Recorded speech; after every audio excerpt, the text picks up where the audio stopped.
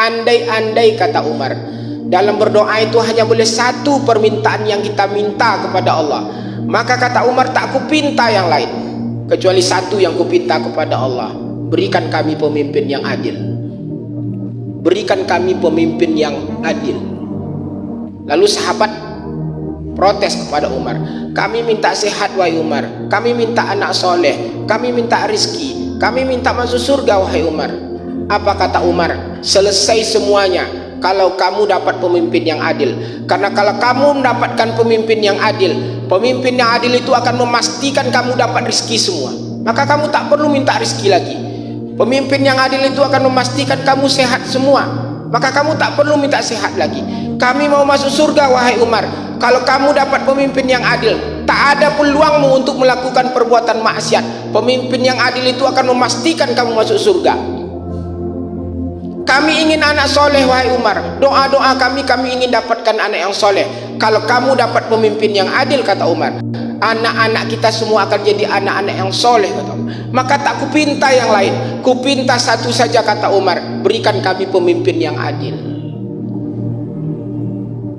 Allah memberikan penghargaan yang luar biasa untuk pemimpin yang adil. Salah satu di antara penghargaannya adalah besok di hari kiamat ada 7 kelompok manusia yang Allah beri perlindungan, dan Allah tak beri perlindungan kepada yang lain-lain. 7 kelompok manusia ini Allah beri perlindungan. Siapa yang pertama? Imamun adilin. Allah berikan perlindungan untuk pemimpin yang adil besok di hari kiamat. Bukan ulama, bukan ustadz, bukan orang yang rajin baca Al-Quran, bukan orang yang malam-malamnya penuh dengan tahajud, bukan orang yang rajin puasa. Tapi siapa yang Allah beri perlindungan pertama? Pemimpin yang adil.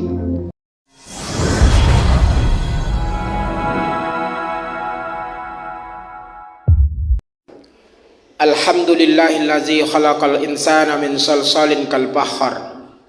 Ashhadu an la ilaha illallah wahdahu la syarikalah, lahul mulku wa lahul hamdu wa lahul qahar. Wa ashhadu anna Muhammadan abduhu wa rasuluh sayyidul abrar. Allahumma salli ala sayyidina Muhammad wa ala alihi wa sahbihi ajma'in. Amma ba'du, fa ya ayyuhal hadirun ittaqullaha haqqa tuqatih wa la tamutunna illa wa antum muslimun. Qala Allah Ta'ala fil Qur'anil Karim, a'udzu billahi minasyaitonir rajim, bismillahirrahmanirrahim.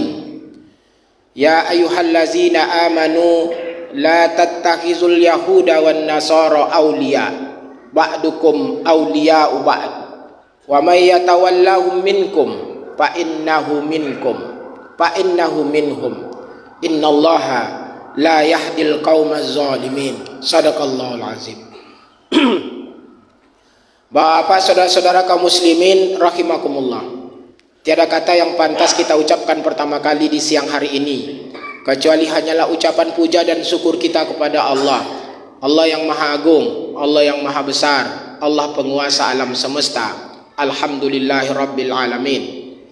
Bersamaan dengan itu, marilah pula kita mengucapkan salawat untuk Nabi junjungan alam Muhammad Rasulullah sallallahu alaihi wasallam, Nabi yang benar-benar mencintai kita umatnya.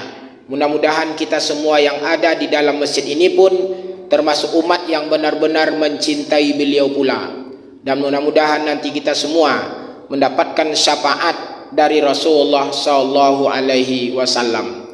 Allahumma salli ala sayyidina Muhammad. Bapak, saudara-saudara kaum muslimin rahimakumullah, saya membaca dalam kitab Ar-Risalah Al-Qusairiyah yang ditulis oleh Imam Qusairi. Beliau menyatakan bahwa satu negeri atau kampung itu akan penuh dengan keberkahan. Ada 4 syaratnya. Pertama, imamun adilun. 2, alimun zahidun. 3, ghaniyun wafirun. 4, miskinun sabirun. Negeri, negara, bangsa itu akan mendapatkan kebahagiaan, keberkahan dari negeri itu kalau 4 ini ada dalam negeri itu. Pertama, imamun adilun, imamnya mesti adil. pemimpinnya mesti adil. Masalah kepemimpinan bukan masalah sepele dalam Islam, masalah yang penting. Dan kita tidak boleh main-main memilih pemimpin. Itulah pula sebabnya Majelis Ulama Indonesia mengeluarkan fatwa haram hukumnya bagi umat Islam untuk golput. Sebentar lagi akan ada pileg, ada pilpres, ada pilkada. Majelis Ulama Indonesia telah mengeluarkan fatwa bahwa kita tidak boleh tidak ikut memilih pemimpin ini karena ini masalah penting. Kalau pemerintah menetapkan bahwa pada tanggal itu tanggal merah, maka bapak-bapak mesti hadir memberikan suara ketika memilih pemimpin ini. Karena kalau dapat kita pemimpin yang tidak adil, sengsara negeri ini. Satu kali Umar bin Khattab radhiyallahu an menyampaikan kalimat di depan para sahabatnya. Kalau, kata Umar, kalau dalam berdoa itu hanya boleh satu yang kupinta. Kita kan boleh minta banyak-banyak dalam doa. Minta sehat, minta rezeki, minta anak soleh, minta masuk surga. Dalam berdoa boleh tamak, boleh laba. Yad'una rabbahum khaufa wa tama'a. Kita diminta untuk berdoa itu minta banyak-banyak kepada Allah Ta'ala. Andai-andai, kata Umar, dalam berdoa itu hanya boleh satu permintaan yang kita minta kepada Allah, maka kata Umar, tak kupinta yang lain kecuali satu yang kupinta kepada Allah. Berikan kami pemimpin yang adil. Berikan kami pemimpin yang adil. Lalu sahabat protes kepada Umar. Kami minta sehat wahai Umar. Kami minta anak soleh. Kami minta rizki. Kami minta masuk surga wahai Umar. Apa kata Umar? Selesai semuanya kalau kamu dapat pemimpin yang adil. Karena kalau kamu mendapatkan pemimpin yang adil, pemimpin yang adil itu akan memastikan kamu dapat rezeki semua. Maka kamu tak perlu minta rezeki lagi. Pemimpin yang adil itu akan memastikan kamu sehat semua. Maka kamu tak perlu minta sehat lagi. Kami mau masuk surga wahai Umar.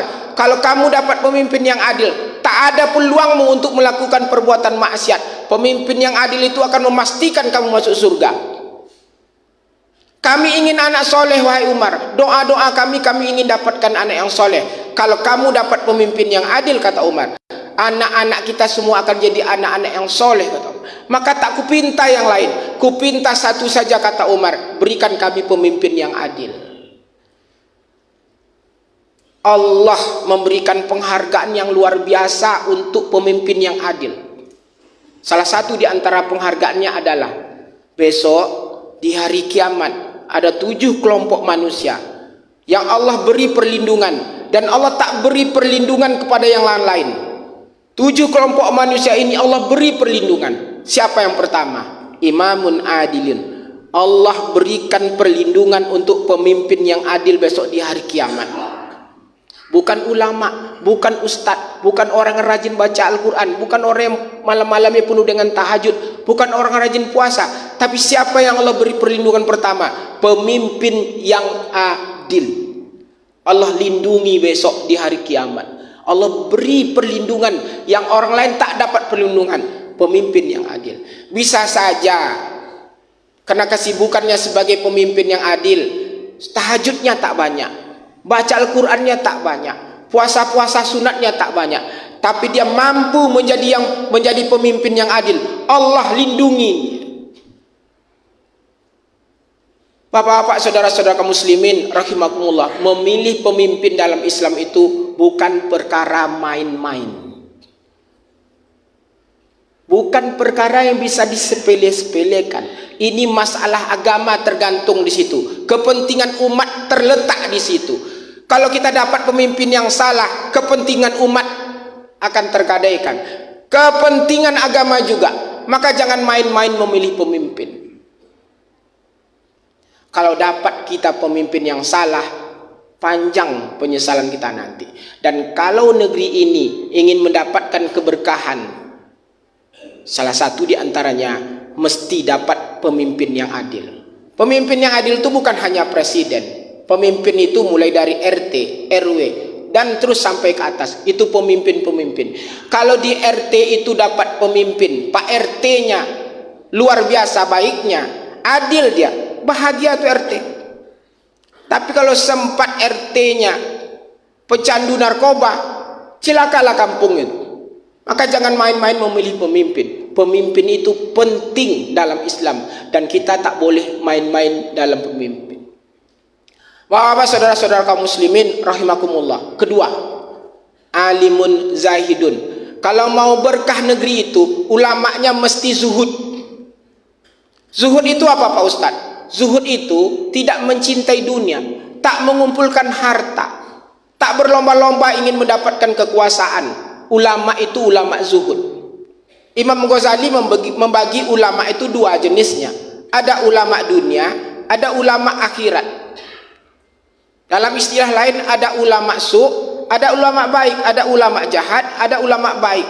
Al-Quran membagi ulama itu dua. Ulama Bani Israel. Apa kerjanya? Yuharrifunal kalim amma wadi'i. Ya ganti-ganti itu hukum. Satu lagi ulamanya apa? Innama yahsyallah min ibadihi al-ulama. Orang yang paling takut kepada Allah itulah ulama. Dan ulama itu tak takut kepada siapa-siapa kecuali Allah Subhanahu wa taala, karena dia hanya takut kepada Allah. Dialah orang yang paling takut kepada Allah Subhanahu wa taala. Itulah disebut Imam Ghazali sebagai ulama yang baik, itu ulama akhirat. Sementara sebaliknya ada ulama Bani Israel. Ia ganti hukum-hukum itu. Kalau dia katakan haram, itu merugikan kepentingan pribadinya, kepentingan dunianya, maka haram itu bisa dia katakan halal. Kalau dia katakan halal dan itu bisa merugikan kepentingan pribadinya, kepentingan kelompoknya, kepentingan dunianya, dia katakan itu tidak halal. Itulah yang disebut dengan ulama Bani Israel. Kepentingan dunianya mengalahkan kepentingan akhiratnya. Negeri ini akan penuh dengan keberkahan andai para ulama-ulamanya tidak berlomba-lomba pula mengejar dunia, berlomba-lomba untuk mencari tahta, maka dua syarat ini dapat. Bapak, saudara-saudara kaum muslimin rahimakumullah. Lalu yang ketiga apa? Ghaniyun wafirun, orang-orang kayanya dermawan. Bapak yang punya harta, bantu saudara-saudara kita yang tidak mampu. Coba Bapak bayangkan, kalau ada orang datang ke rumah minta makan, Bapak tak kasih. Pinjam uang, Bapak tak mau. Minta, Bapak tak bantu juga. Kira-kira apa yang ada dalam kepala orang itu terhadap kita? Atau sebaliknya, ada orang minta makan, Bapak kasih makan. Ada orang mau pinjam uang, Bapak kasih pinjaman. Ada orang minta uang, Bapak kasih. Kira-kira apa dalam kepalanya? Yang tak pernah membantu itu, maka dalam kepalanya kalau mati, kamu matilah. Kalau sakit Bapak, sakitlah. Kalau ada orang ganggu Bapak, ganggulah. Tapi kalau Bapak jadi orang pemurah, sakit Bapak, dia akan doakan setulus-tulusnya agar Bapak sehat segera. Kalau ada orang ganggu-ganggu Bapak, dia akan pasang badan untuk membela Bapak. Apa sebab? Karena Bapak dianggapnya aset baginya. Kalau Bapak tak ada, dia takut kemana lagi dia tempat mengadu, kemana lagi dia akan meminta. Kalau tidak ada Bapak, maka ada ketakutannya kalau Bapak pergi. Kehilangan Bapak itu sangat merugikan bagi diri. Islam adalah agama yang mempunyai banyak ajaran tentang filantropi itu. Ada zakat, ada wakaf, ada infak, ada sedekah, ada hibah, ada hadiah. Banyak sekali ajaran Islam tentang membantu orang lain itu. Dan orang yang tak pernah memberi makan orang miskin, ada tempatnya dalam neraka nanti. Kalau Bapak tak pernah bantu orang sama sekali, maka ada tempatnya Bapak nanti di neraka. Tapi jangan lalu Bapak mengatakan bahwa saya ini pemurah karena membantu orang di lampu-lampu merah. Itu bukan.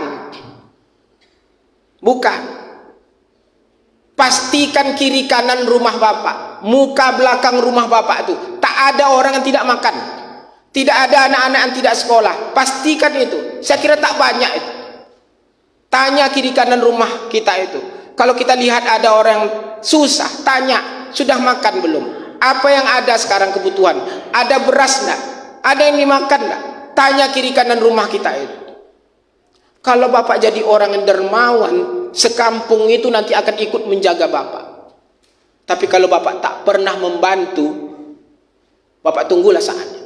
Satu kali Rasulullah SAW pernah bersabda, keluarkan bantuanmu sekarang ini. Bantu segera, kata Allah. Jangan tunda-tunda, kata Rasul. Nanti akan ada saatnya ketika kamu memberi bantuan kepada mereka, mereka menolaknya sambil berkata, kami tak mau lagi. Kami tak perlu bantuanmu. Yang kami perlukan sekarang ini, katanya, darahmu. Bunuhnya gitu. Kalau dia sudah sampai pada puncak keputusasaannya, pekerjaan tak ada, anak sakit, dia mau makan juga, minta ke sini tak ada yang bantu, minjam ke sini tak ada yang mau minjamkan, pekerjaan tak ada, putus asa dia. Kira-kira apa yang ada dalam kepalanya? Kita orang-orang kaya jadi sasarannya. Dan negeri ini akan penuh dengan keberkahan kalau orang-orang kayanya dermawan semua. Bapak, saudara-saudara kaum muslimin rahimakumullah, terakhir, orang-orang miskinnya sabar. Kalau ada di antara bapak-bapak ini orang miskin, sabarlah. Karena banyak beruntung orang miskin ini daripada orang kaya. Sekarang seperti tak enak hidup orang miskin ini, tapi besok di hari kiamat orang-orang miskin ini diuntungkan oleh keputusan Allah terhadap orang-orang miskin itu. Tapi syaratnya orang miskin ini mesti sabar. Orang miskin duluan masuk surganya daripada orang-orang kaya 500 tahun duluannya. Andai surga itu bisa lusuh kumal, maka lusuh itu surga, baru masuk orang-orang kaya. Duluan orang-orang miskin ini masuk surga. Apa sebab? Karena tak banyak periksanya.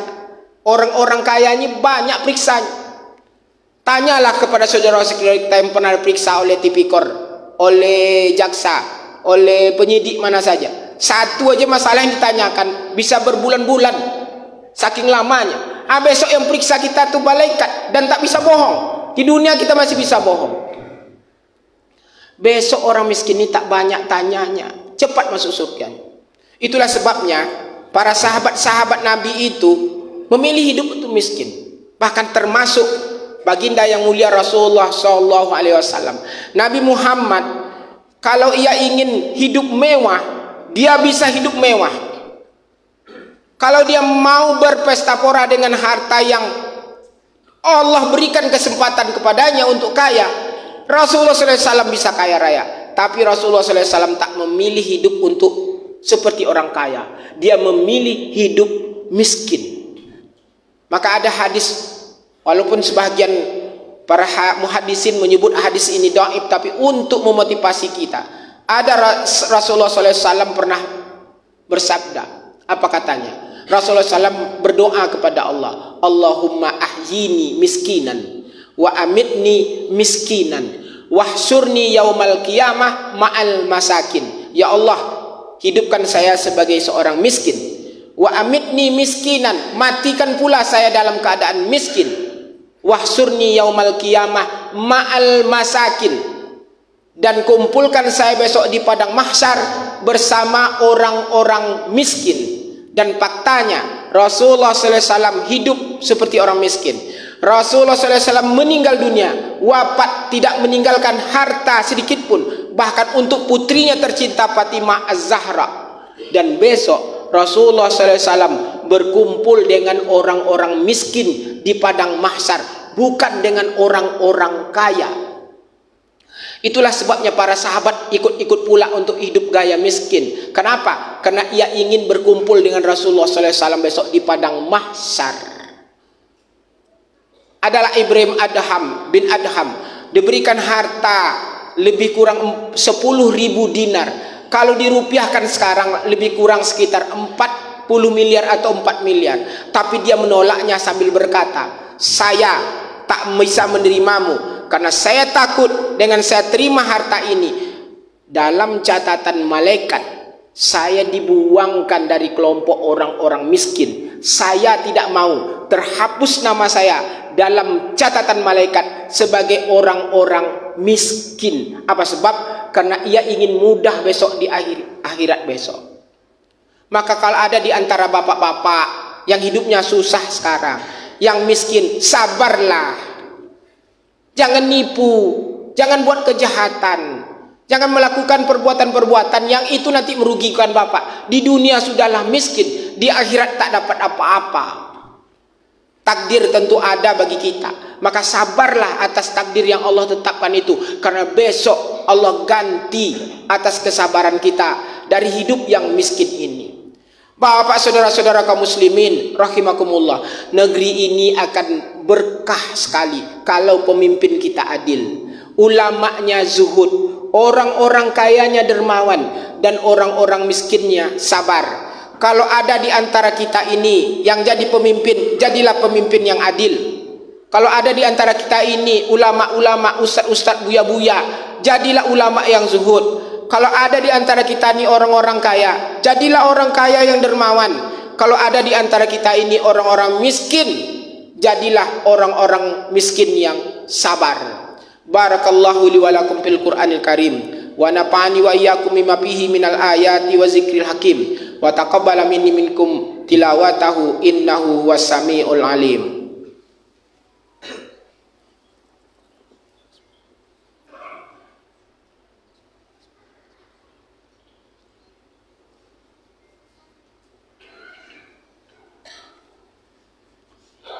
Alhamdulillah, alhamdulillahi rabbil alamin. Ashhadu an la ilaha illallah wahdahu la syarikalah, wa ashhadu anna Muhammadan abduhu wa rasuluh. Allahumma salli ala sayyidina Muhammad wa ala alihi wa sahbihi ajma'in. Amma ba'du, fa ya ayyuhal hadirun, ittaqullaha haqqa tuqatih wa la tamutunna illa wa antum muslimun. Qala Allah Ta'ala fil Qur'anil Karim, a'udzubillahi minasyaitonir rajim, bismillahirrahmanirrahim. Innallaha wa malaikatahu yusalluna 'alan nabi, ya ayyuhallazina amanu sallu 'alaihi wa sallimu taslima. Allahumma salli 'ala sayyidina Muhammad wa 'ala ali Muhammad kama shallaita 'ala Ibrahim wa 'ala ali Ibrahim, wa barik 'ala sayyidina Muhammad wa 'ala ali Muhammad kama barakta 'ala Ibrahim wa 'ala ali Ibrahim fil alamin innaka Hamidum Majid. Allahumma ighfir lil muslimina wal muslimat wal mu'minina wal mu'minat al ahya'i minhum wal amwat bi rahmatika ya arhamar rahimin. Rabbana zallamna anfusana wa in lam taghfir lana wa tarhamna lanakunanna minal khasirin.